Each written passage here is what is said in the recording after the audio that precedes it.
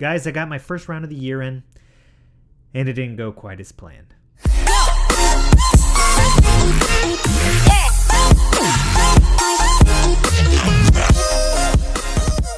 What's going on, everybody? Welcome back to another episode of Knock Stiff Golf. I'm Kyle, and I'm just a fellow golf addict that happens to live in Anchorage, Alaska. When I'm not out on the course playing golf, you're going to find me right here talking about it. I got out for the first time in the 2019 golf season, and I went out to a course called Settlers Bay. So this is the first course in Alaska to open up entirely for the season. It's on 18 real greens. The greens were, slow. They were probably, a 6 or 7 on the stimp meter. They were very shaggy. It's very understandable for Alaska this early in the season. There was about 16 of us that went out there. In our golf league, we have these challenge match where you pick a player, and if you beat them, you move ahead of them in the rankings. If you lose, then nothing changes. So I had a very serious challenge match with a friend of mine, Jung, and I played with him in the simulator league. He's a great golfer. I went into the round thinking that I was going to be able to film the whole round, take pictures of the round, and still play quality golf. Well, it took me about 2 holes to figure out that I would not be able to film too much because I was really trying to focus on playing solid golf. I'm going to kind of walk you through kind of a recap of what happened during the round. Just try to do it briefly just to kind of get some stats and things that I'm going to be working on tracking this year and seeing how I can improve better than kind of the standard statistics that we're used to kind of calculating on our scorecard. Historically, when I played golf, I usually had a scorecard just like this one that I kept, and I would put on there my name, fairways, greens, and putts. And I think I was taught this at a younger age, that these are the stats you want to track to get better. How many fairways are you hitting? How many greens in regulation are you hitting? And then how many putts are you having? And that gives you a picture of where you need to improve. Now, I've read a few books and I've talked to a few people, including who I'm working with right now, Zach Woods, about stats that are useful for tracking. And so one of the stats that I thought was super helpful to start tracking better was where I was in relation to the pin on my approach shot. Par 3s, where you ended up off the tee, your second shots on par 4s, maybe your second or third shots on par 5s. Where are you landing in relation to the pin? I kept track of that stat yesterday, and I'll throw an image up here that's going to show you where I was in relation to the flag on each hole. Now, this is kind of a rough estimate. I kind of walked off some of the distances, but you have to understand that they're not going to be perfect, give or take maybe a few feet.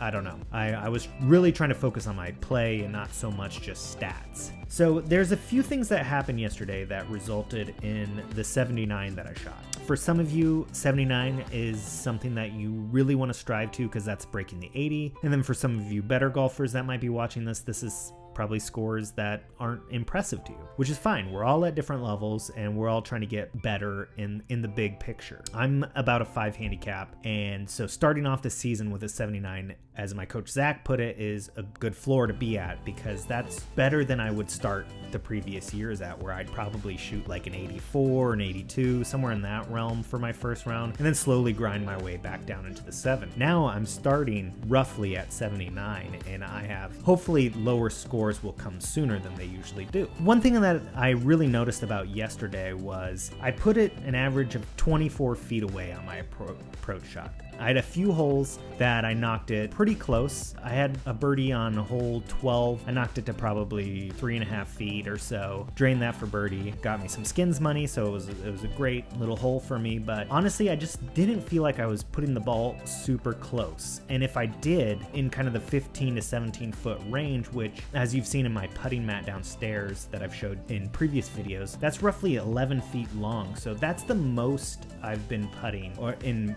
my practice. Is roughly around 11 feet. So when you get out to 15 to 20 to 25, what may be considered a lag putt, I haven't really been able to practice at all. So I was naturally pretty rusty at that, and naturally with a shaggier green, it's very hard to kind of get your distance control correct. Let me just run through this a little bit. Hole number 1, I started off with a double.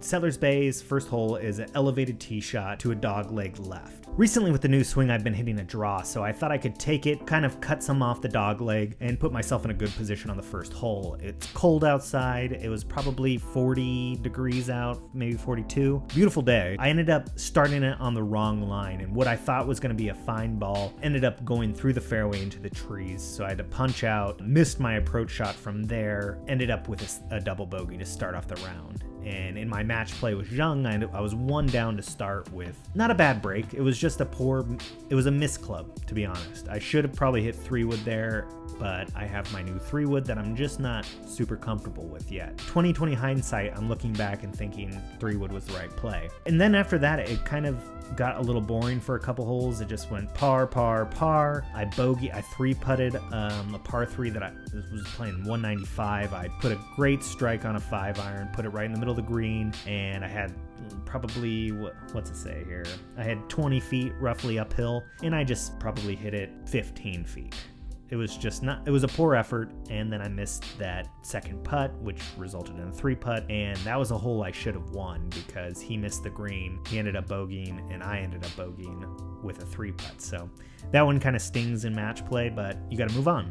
The next error I made was a lost ball on a par 5. Hit a perfect drive, and then I had the ball above my feet, and I tried to hit a 3-wood, and I tried to play for a hook, and I just pushed it dead left right into the trees. Couldn't find it, had to re-hit, ended up taking a double there, which hurts because that's my second double on the scorecard. I make bogey after that, and then I come to the 9th hole, which Settlers Bay has quite a few holes that seem to be uphill and makes it rather challenging from the tips, and I hit not a great drive, not a great second shot, got on the green, and ended up 3-putting again for another double. So I had 3 doubles on the front and 2 bogeys, so I shot an 8 over. And so it's a par 71, so I ended up shooting 43 on the front. Now, in the match, I was 2 down at this point. So in my head, I kind of like this scenario because that means I'm behind. That means I can start getting a little bit more aggressive and start trying to put the pressure on people. Because when match play, a lot of times when people get up, they start playing defensively because they're so far ahead. This is the time to pounce on them. Then we go to the back 9. The back 9 is a bit easier than the front, and it's a par 5. I miss a birdie putt from